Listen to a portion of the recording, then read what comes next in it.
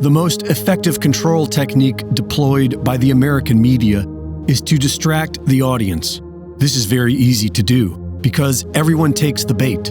But today's distractions are threatening our very lives. While people are busy discussing their opinions on he said, she said nonsense from Hollywood stars and celebrating the fact that one of the billionaires who made hundreds of millions off the COVID lockdowns just bought Twitter, the banker's agenda continues to move forward unobstructed. The World Economic Forum has made their intentions clear. You will own nothing and like it. And the best way to accomplish this is through more lockdowns, permanent lockdowns, with occasional breaks for good behavior. Just as China led the way in 2020, showing the world how efficiently a totalitarian regime can fight a fake pandemic, the rest of the world soon followed. Shanghai is now building cages around entire apartment buildings to keep people from escaping, an entire new method of government mass murder.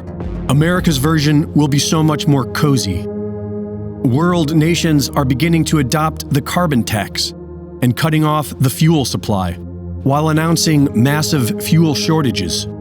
In America, Gavin Newsom is leading the way by cutting off the water and power to Californians, after years of creating the problem by turning off production. While facing a massive fertilizer shortage, Bill Gates owns the majority of farmland and wants you to eat nothing but genetically modified synthetic food products. And he marches forward, no matter how much you make fun of him on social media.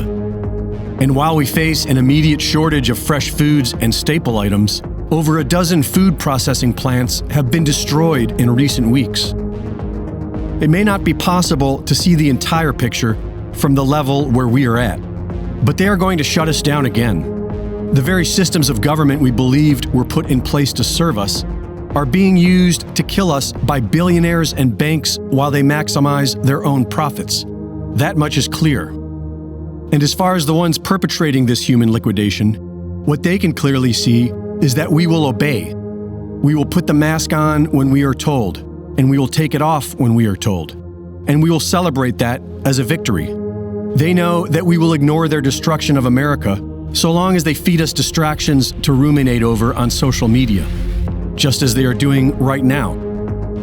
On January 20th of this year, the WHO submitted a proposal that would give the World Health Organization international authority over pandemic response, meaning no more recommendations, but de facto law.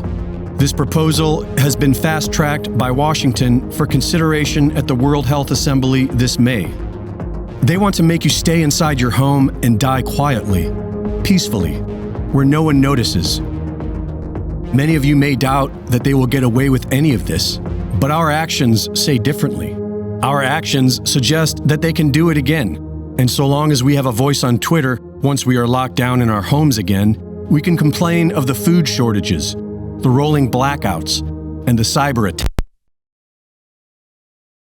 Reporting for InfoWars, this is Greg Reese.